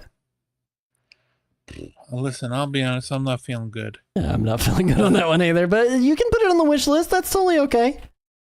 But it's on my wish list. But yeah, unlikely. But I would love it if it did. Yeah, I'm 100% with you. Papers, Please is it is a classic that needs to be experienced. And it's kind of hard to narrow it down and say, yeah, this is a game that, because if you tell somebody you're looking on papers to make sure that the person matches the ID, that doesn't sound like a very riveting experience in most cases, but the story that's going on surrounding it is what keeps you engaged. So I would say if it did show up, give it a chance. It's a good game that you should play. Everybody knows about Papers, Please. Right. Yeah. Yeah. Give it a go. Yep. Give it a gander. Yep. I'm going to say for my next game that I have on my list of wishes, The Drifter. This is kind of like a Monkey Island, point and click, Thimbleweed Park kind of adventure. It's a thriller. You show up on this island. There's stuff that's going on that you need to solve, and you need to go and do rescues. And it is something that looks super cool. I love point and click style games. And there's just not enough of them these days, especially with like a good art style. Like a lot of them have kind of like this goofy like flash game art style nowadays. Looking at you, Return to Monkey Island. But I really like this pixel art and the soundscape that they've designed. It's kind of got this like 1980s vibe going on with it. Very, very into this thriller noir experience. And this one also recently got a release date. I think we already know this one's coming to Nintendo Switch, but the win of it, they've got the release date in this trailer, but who knows? Who knows if it's going to show up in here? I think it's likely. I'm not going to say highly likely. I think it's likely on this one. Oh yeah. I'll give it to you. I'll give it to you. Thank you. Thank you for giving it to me. I'll give you that one for sure. As for me, I want Dice-O-Mancer. Is this Dice-O-Mancer. Okay, fill me in on it. I think this is the one you were talking about right before we went live, wasn't it? Yeah, this is the one I was trying to find. It's like a first-person deck builder, roguelike game where you're going through, but the art style, I really like the art style. It's like, yeah, I just really like the way it looks and the animation style, like the artwork and the fact that you have like geese, you know. Gives me Punch-Out vibes for no reason. Right. But it is like one of those games. This one, I guess, you know, is Slay the Spire kind of like have you ever Yeah, played this is very similar to Slay the Spire in my opinion. But it's from first person perspective with a very different art style. Slay the Spire is right. It's its own art style and it's very good too. But this game, I like this art style a lot more than Slay the Spires. Yeah. So Dice-O-Mancer, in terms of likelihood, I'm gonna say, you know what, I think it's not on any consoles, so now would be a great time. Strike while the iron's hot while we're talking about it. Well, you know, we'll see. I had to think about it for a half hour to remember the name of it, but I finally remembered. But you really want it there. You really wanted it there, and I just couldn't remember the name. Yeah. I think that one's. I think it's unlikely, honestly. I think it would work. I think it would fit, but I don't know if it's gonna. I don't know if it's gonna happen. I would like it. I want it there. I want it there, but I don't think it would show. Yeah. This next game that I've got is going to be Baby Steps. It's the new Bennett Foddy game from the maker of Getting Over It. This is, you play as Nate. He's an unemployed fashion designer who has to learn how to walk all over again. And I don't know how to describe this game other than just it's so strange. If you've played Getting Over It with Bennett Foddy, you'll know his writing style is, I mean, it's just hilarious. But this is going to be one of those games that I think people are going to either really be into or super hate, because it gives me rage game vibes, pretty hardcore. But I think the writing is what's going to keep people engaged. And you can kind of see this poor man is just flopping all over the place with this trailer that's playing in the background right now. It sort of reminds me of like Octodad. Yeah. Where it's got this weird control scheme and you're trying to figure out how to do things. And like now he's like going up challenging landscapes. And I don't know. He's trying, and based on the cutscenes that I've seen of the story, he's just trying to find a bathroom that he can get to without anyone bothering him, Mhm. and this one guy just keeps showing up and say, "Hey, how you doing?" while he's just trying to find a bathroom. But I will say, as far as my expectation on likelihood on that one showing up, it's near minimal. I don't think this one's showing up. I really want it. I don't think it's showing up, but I would love to see it in the Indie World Showcase that's happening. Yeah. I would love for it to be highly likely, so I'm going to say highly likely. You're just going to try to speak it into existence for me? Yeah. Oh, man. So, yeah. What's your next one? Definitely enjoyed the demo when it was at Next Fest. The next one for me is Abiotic Factor. Now this is a survival game that sort of looks like it's like, in terms of like look and style, it's kind of like in the form of like Half-Life sort of. Yeah. It's like a survival game where like there used to be this facility here, but stuff went down and people died, and then you have to go find out what happened, and you pick a job that you have, and like you got to build a base, and then at nighttime the power goes out, so you got to get back to your base to make you can like create power generators so that you still have power at nighttime. Otherwise you get really cold, and you got to worry about that. You start to kind of like go kind of crazy if you don't go to sleep. And it's like multiplayer too, and so like one of you could be like real, just like we played it, and we got a few games going with some people, and it was a lot of fun, and we had a good time with, in terms of like going through, and like one person stayed back and was like, you have like different stats that you're leveling up, and you get to pick what your character is proficient in, and like what you like, you might be a cook, and so then you're going to be wanting to doing most of the cooking, and then one that's really good at healing, and then you can heal people faster and things like that. And when you heal people, not only do you do it faster, but they get more health back from the jump, you know. Yeah, definitely up there. Likelihood, I'm worried it's not that likely, but yeah, I think it would not that likely. I think it would work well. I don't think it's gonna hit. Unfortunately, we'll do one more game each. Okay, we'll do one more game each because we got ads getting ready to start soon, and I need to run ads. So, so my final game that I've got going on here is going to be a little ditty called Mixtape. Another one from Annapurna Interactive. Man, they're producing nothing but hits with morsels and Mixtape for me. But it's kind of got this Life is Strange vibe going with it. Set in that skateboard era. Just kind of a coming of age storyline. I think this one would work well, and we've seen a lot of games like it hit Nintendo Switch and do really successfully with it. I mean, they had Route 66, Life is Strange, both parts hit Nintendo Switch as well, and they did extremely well. I think this one could be cool, and it's got a very cool storyline as far as what they're trying to set up here with it. I want to see it. I think this one is an unlikely addition, though. That's just where I'm at. I think it's an unlikely addition. Man, I'm glad I'm playing this muted because there's a lot of copyrighted music here. So. Oh, really? Yeah.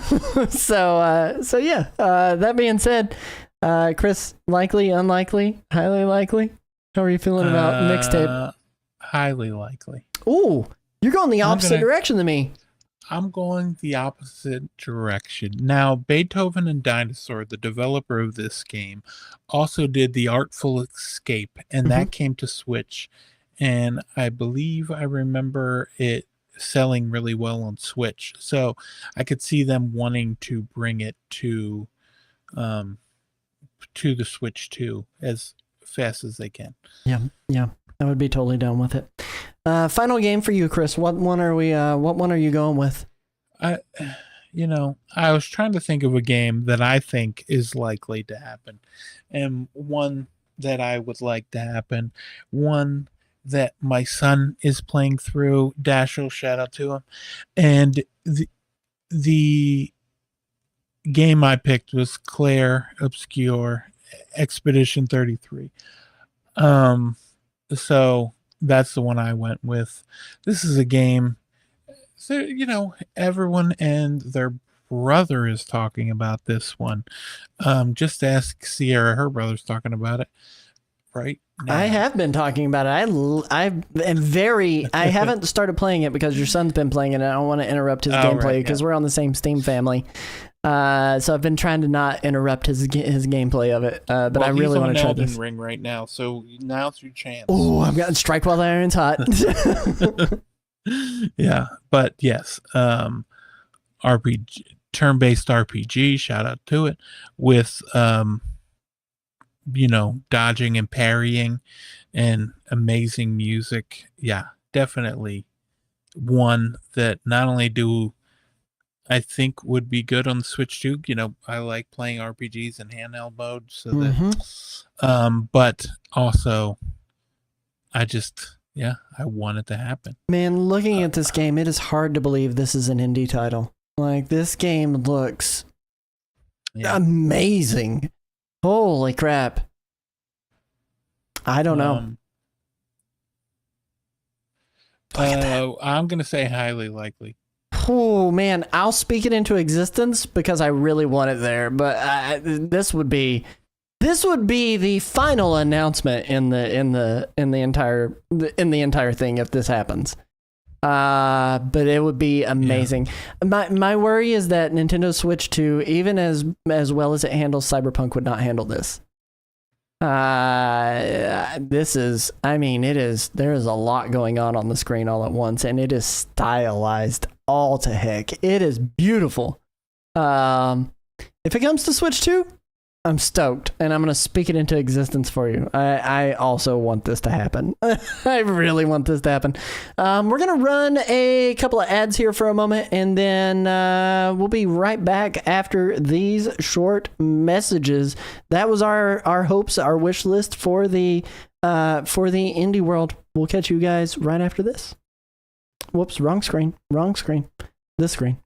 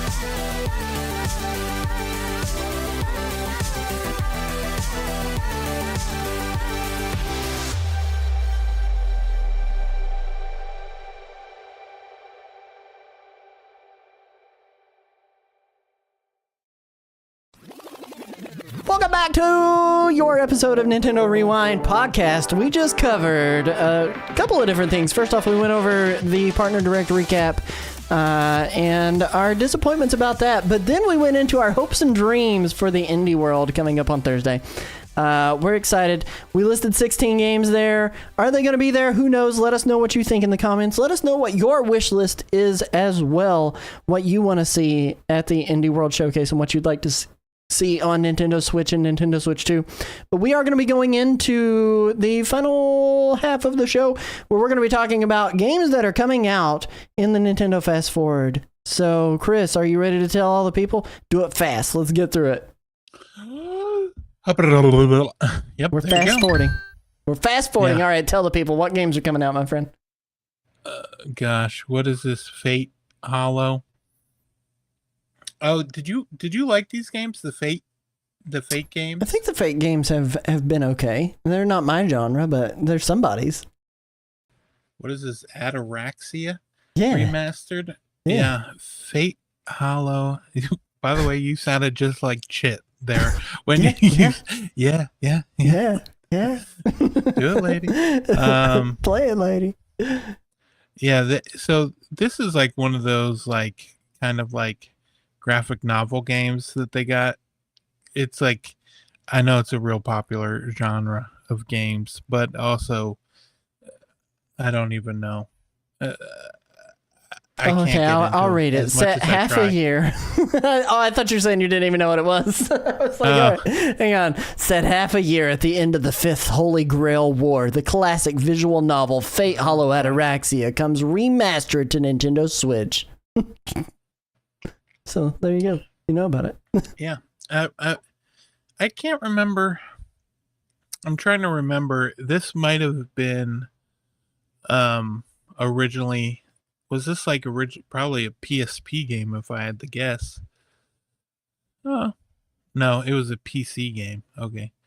It was originally out on PC, and then in 2005 it came out on PC. 2014 Vita. Boom. I'll be here all week. And then next, that is actually coming out August 6th, and it is $26.99. Golly.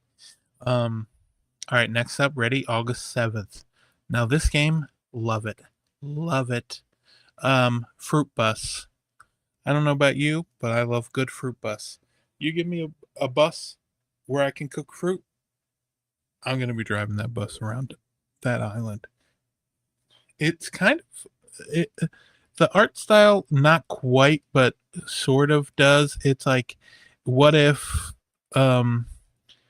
Bug Snacks was just animals instead of animals made out of bugs made out of food, you know?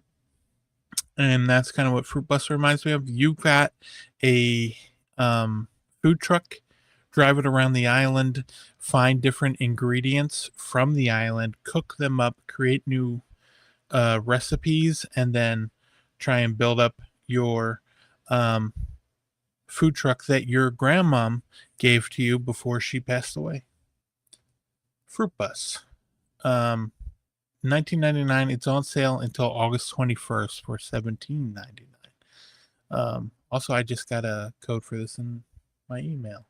So shout out to them. All right, so next up, okay, we've got House of Dead 2 remake coming out August 7th, $24.99.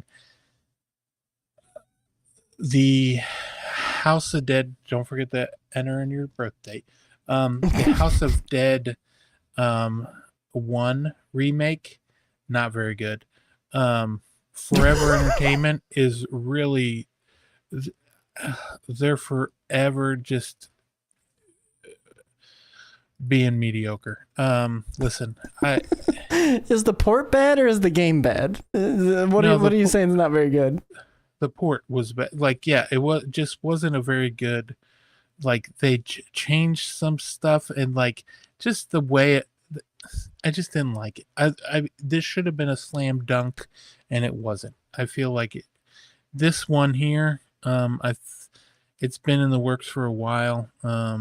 It does have motion controls, don't forget. But yeah, I'm not going to recommend this one. But I know some people are big House of the Dead fans, so if it's you, give it a go. It also supports touchscreen. Yeah. Which is probably the best feature of the game. The fact that you could use the touchscreen, just play it and just boom, boom, boom, boom, boom. Bada bing, bada bing, bada. Okay, so next one we got $24.99, August 7th. What? I already said that. Oh, my apologies. All right, Rituals of the Raven, which is coming out on it's coming out from Team 17 on August 7th, 2025, and that one is $19.99 on sale for $17.99 until the 14th. Now, this is a game where it's like a story-based, like it's like a farming simulator where you kind of like use your magic. You're using the magic to kind of help build your farm, right? I believe you can even get like different like creatures and stuff to help you. It's like also like a card based thing too, right? It's like using a magical deck. You'll be able to enchant like your different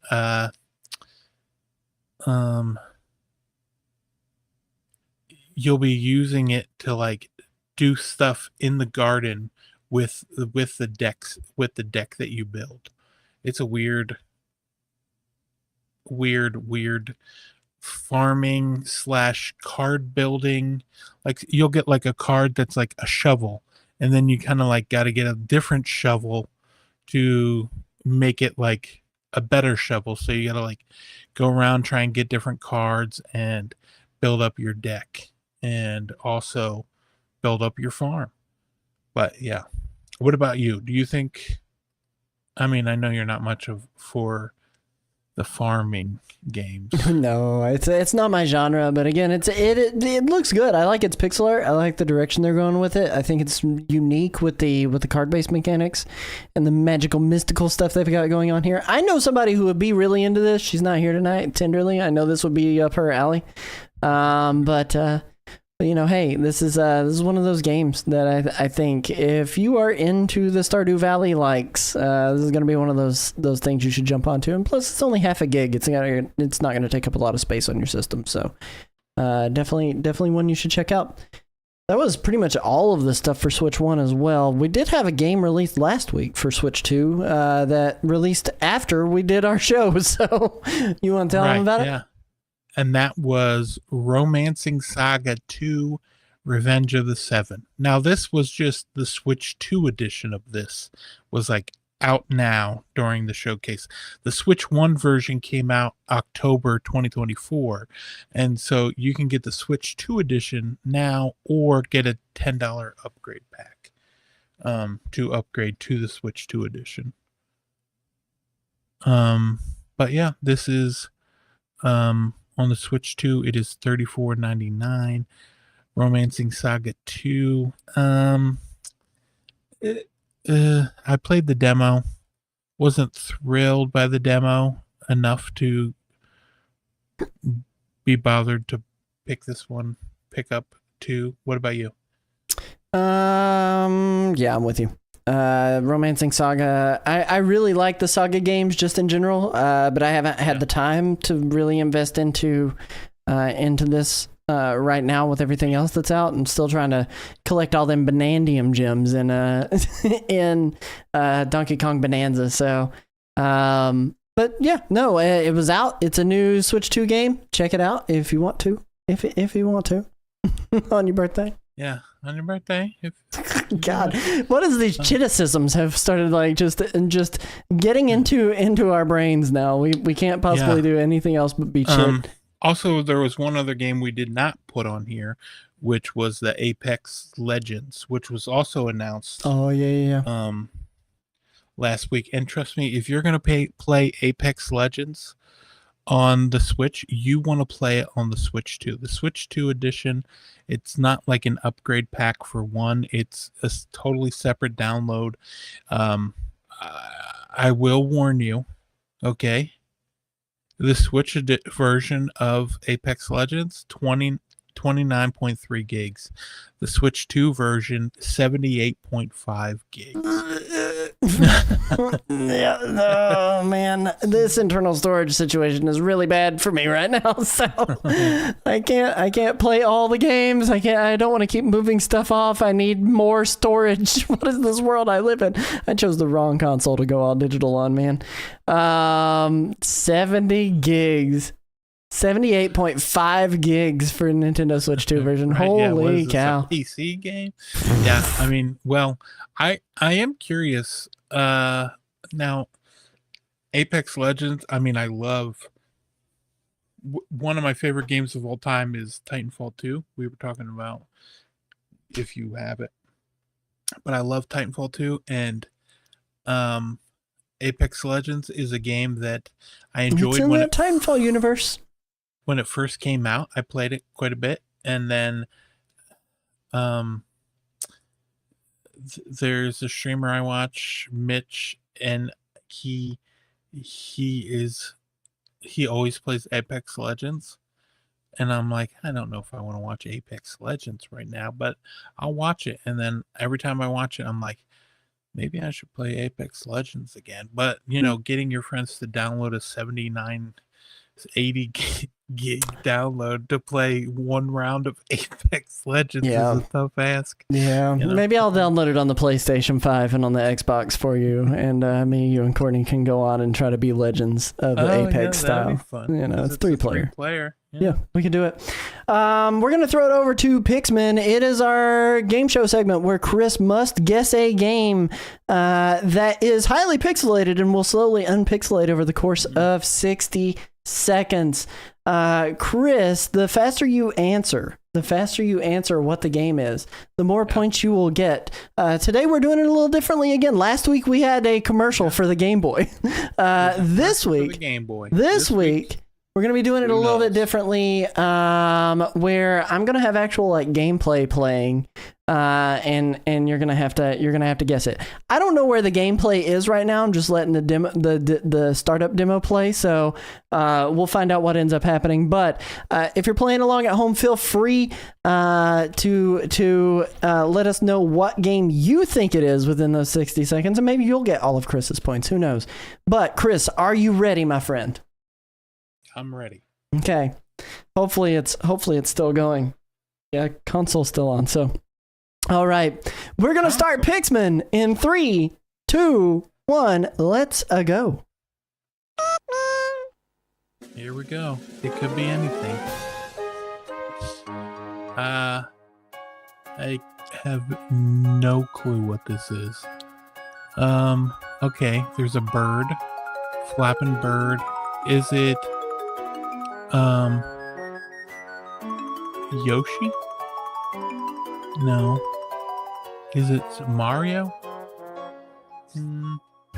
Yeah, is this Super Mario World 2? Oh no, Yoshi Story 64 or Yoshi Story? I need the full title. Isn't it Yoshi's Story? Yoshi's Island? What's the full title? I have no idea. Yoshi's Story. You stumbled around it so much. You had all the parts, but in two different places. It is Super Mario World 2. Yoshi's Island is the full title. Yeah. It's a 1995 platforming game developed and published by Nintendo for the Super Nintendo Entertainment System. The player controls various Yoshis on their quest to reunite Baby Mario with his brother Luigi, who has been kidnapped by Kamek. Yoshi runs and jumps to reach the end of the level while solving puzzles and collecting items with Baby Mario's help. So yeah, this was indeed Yoshi's Island, but specifically Super Mario World 2 Yoshi's Island. So I was like, please, dear God, you can get this. You have all the pieces. I just need you to string them all together. Chris, how do you feel about Yoshi's Island? Did you enjoy it? Have you loved it? Did you hate it? Did you own it? Did you ever play it as a child? Have you ever played it as an adult? Tell me all the things. Yeah, I played it as a child, played it as an adult. I liked it. Yeah, I mean, I enjoyed it. I mean, it's no Yoshi Story, but it's good. I like it. I'm trying to think. When I think of this game, it's not like a game that I think, oh, this game right here is like, it's not one that like I think back on as one of my favorites of all time. What about you? So this one like holds a very, very, very special place in my heart at the time. But what I will say is when this game came out, it came out in Japan August 5th, 1995. So it's just now hitting its 30-year anniversary.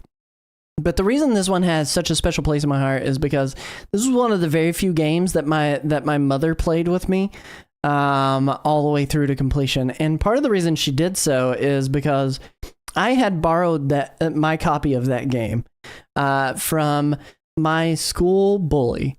Shout out to Bear out there. And yeah, that was his nickname. I'm not gonna dox him. He's changed in the many years. 30 plus years will do that to you. But I loved all of the Mario games, and that one came out, and I was like a one game a year kid. Like I would get it on my birthday or Christmas because they both fell in like the same time frame, December. So I would get games on my birthday or Christmas. And I definitely wasn't getting this one when it launched at the time, but a buddy had told me that Bear had gotten it, and I asked him, I was like, hey, can I borrow that? And he said, asked your bully. Yeah, I asked my bully. I was desperate. I really wanted to play the new Mario Hotness. And I said, hey, can I borrow that? And he says, yeah, just don't erase any of my save file. And I said, no problem. So I didn't erase the save file. I played through it. I got to the final boss. Final boss in that game is Baby Bowser. And he's blown up like Godzilla. And it freaked me out. I got so scared of Baby Bowser being gigantic on my screen running at me and me not being able to hit him that I yanked my controller toward me when he got really close. And I ended up pulling my Super Nintendo off of the shelf. And it hit the floor, the cartridge popped out. I freaked out. I plugged it back in, got everything plugged back up, stuck it back up on the shelf, turned it on, and his save file was gone. And so was the save file for me. And he had 100% save file. And I was like, oh no, I'm going to get my teeth kicked in when I take this back to my bully. Like, I'm going to die. And so like, I told him I'd bring it back to him and at a specific date. And I was working on trying to beat it. My dad was like sending me on to bed. He was like, go on to bed every day. And I was like, but I'm so close. And I wasn't anywhere near 100% complete on that game just yet. And I remember I was supposed to take it back to him the next day. And I went to bed at just absolute ball of tears. My dad just could not care less. It just didn't register to him that I borrowed this from my school bully. But my mom, she worked third shift, doing data entry, and she came home and I woke up and she was sitting on the side of my bed. My mom doesn't really play video games. But she was sitting on the side of my bed playing my Super Nintendo on my like little 6-inch, CRT that I had in the bedroom. And she's playing through it, trying to beat it for me to try to get that 100% save completion. And when I woke up, she said, oh, you want to finish playing this? And I was like, yeah, I need to. I'm supposed to take this back to him tomorrow. And she and I finished it out 100%, got everything in the game, and I gave it back to him, and he was none the wiser at the time. So very fond memories of that one. If he watches the stream, he'll know. Like I've said his nickname enough. People who know me and who know him would definitely know who it was and what happened. I just handed him his game. I was like, "Thank you for the really good time," and he was like, "No probs," and went on about our business. But no, I didn't straight up tell him, "Hey, I erased your file, and this is my file now," which is crazy to think about now. Like that's my file on his copy of Yoshi's Island that he probably doesn't have anymore to this day. So that one's a big favorite for me. I really like that game. We need to do like a retrospective rewind where we talk about some of our favorite games and why they're our favorite games. I think that'd be kind of cool. But that is it for the Pixel Minute segment. Chris, 0 points awarded to you. I'm sorry, sir. But Thank you. we're going to go to the extra Nintendo news segment and the outro. My Nintendo, we got printable Nintendo Switch Online games. My apologies. A printable Nintendo Switch Online game log for 30 platinum points, as well as Pokemon Legends Z-A wallpaper for 50 platinum points. You can also enter for a chance to win the Animal Crossing New Horizons Summer Journey Sweepstakes to win an Animal Crossing packable Adirondack jacket, an insulated folding market tote, a glass carafe bottle, and a set of 2 Animal Crossing tumblers. 10 platinum points per entry, maximum 5 entries. NSO icons. Bonanza icons are going to rotate to Wave 4 tomorrow. They're on Wave 3 right now. Mario Party Jamboree icons are also out there. Wave 2 is out now, but 3 begins tomorrow. The new news, there's 2 pieces. Play and redeem icons for this month are Wario Land 3 and 4. A Nintendo Switch Online Plus expansion pack membership is required to claim them. Those replaced Metroid Fusion and Super Metroid. But we also got, if you participate in the Global Jam for Drag X Drive, you can also snag an exclusive icon. Distribution for that icon could be as late as August 29th. Nintendo Music landed Pilot Wings series of tracks. 21 tracks from the SNES Pilot Wings, 30 tracks from Pilot Wings 64, and 24 tracks from Pilot Wings Resort from the 3DS are on there. And if you have a lapsed Nintendo Switch Online membership, like you don't subscribe anymore, you can actually now delete your saved playlists if you don't ever intend to use them ever again or have that membership. They did add that functionality. Sales and deals. There's a Play Together sale that's going on over on Nintendo. You can get games like Kirby Star Allies and Hyrule Warriors Age of Calamity, as well as Cuphead and its DLC, and the Portal Companion Collection. Up to 84% off for the next 12 days. Lots of games on sale. Lots of really good games that you should definitely check out. Demos, we got the Dragon Drive Global Jam launching this week on the 9th. That would be this coming Saturday and Sunday. I will likely attempt to go live with that here on this channel so that way we can show it off and maybe play with some people in the community. You do have to have Nintendo Switch Online to participate. I don't know if we'll be able to group up. If we can, that would be really cool to play with you guys. So keep a lookout here on the channel. And The Adventures of Elliot, the Millennium Tales, snagged a demo as well. You can download that right now and experience the new Square Enix game that they just announced during the partner showcase. For events, there's a continued Pokemon Terra Raid series where you can catch a shiny Chi-Pao until August 17th. And then news highlights.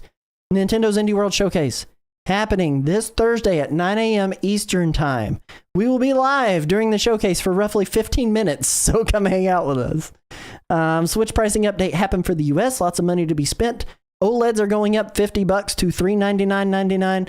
The standard model is going up $40 to $339.99. The Switch Lite is going up $40 on the standard model, $30 on the Switch Lite to $229.99.